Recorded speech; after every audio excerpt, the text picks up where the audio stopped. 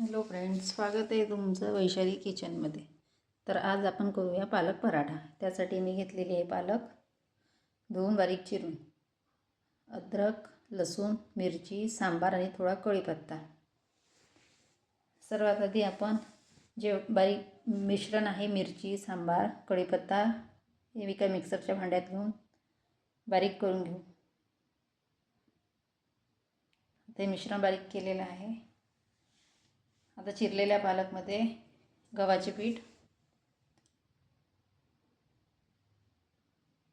3 ते 4 चम्मच बेसन,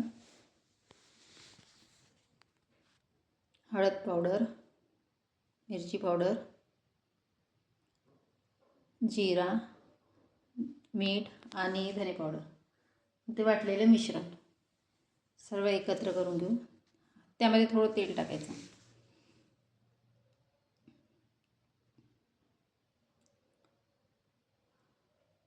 आता हे मिश्रण व्यवस्थित बारीक करून घेऊ आणि त्याच्यामध्ये आपल्याला लागेल तसं कणिक घेऊ शकतो. साधारण 2 वाट्या कणिक लागली मला. थोडं पाणी टाकून छान मिक्स करून घेऊ.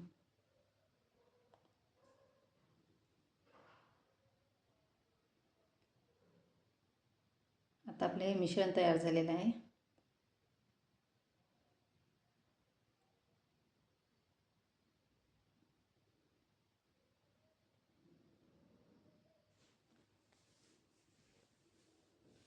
पाच मिनटं याला आपण सेट होऊ देऊ. बघू शकता.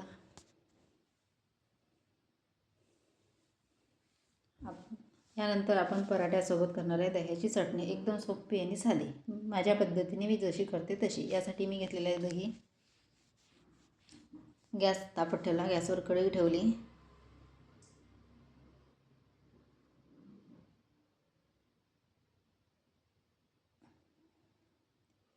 दही घेतलं.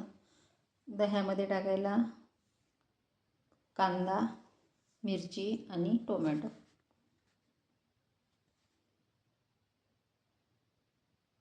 थोडं मीठ टाकायचं. आता इकडे आपलं तेल तापत आलेलं आहे. याला फक्त जिरं मोहरीचा तडका द्यायचा आहे, बाकी काही नाही. बस चटणी तयार. त्याच्यामध्ये मी जिरं मोहरी टाकली आणि किंचित हळद. बस गॅस बंद करून तडका द्यायचा. दह्याची चटणी तयार.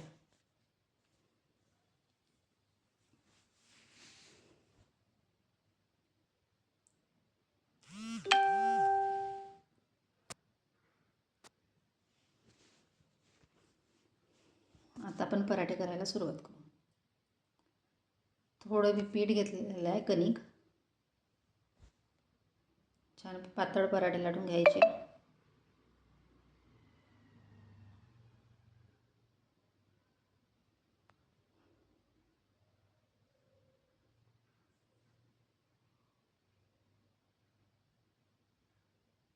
तुम्हाला जसे पाहिजे तसे, पातळ असेल तर पातळ, जाड असेल तर जाड पण करू शकता. मला पातळ आवडतात म्हणून मी पातळ केले.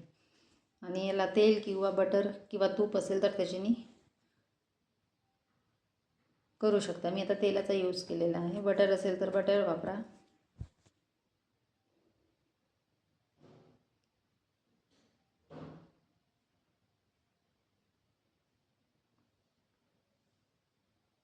बघू शकता किती छान पराठा दिसतो.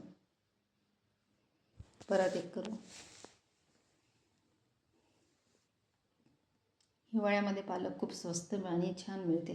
त्याच्यामुळे या सीझनमध्ये पालक पराठे आवर्जून करा.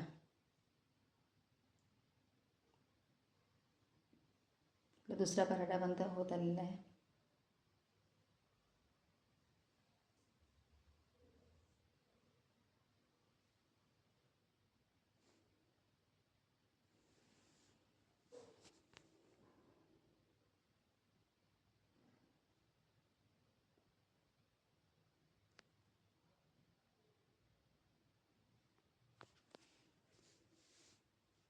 बघू शकता किती मऊ आणि छान झालेला आहे पराठा.